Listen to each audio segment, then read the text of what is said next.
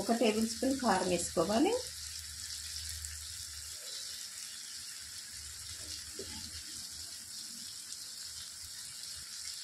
రుచికి సరిపడా సాల్ట్ వేసుకోవాలి.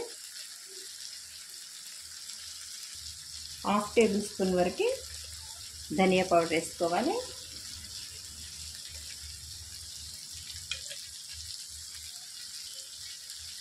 మొత్తం కలిసిపోయేలా కలుపుకోవాలి.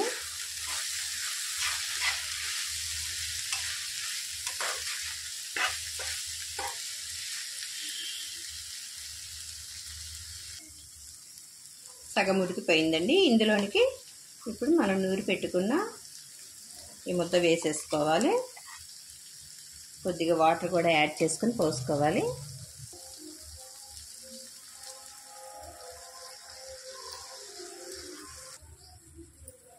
మొత్తం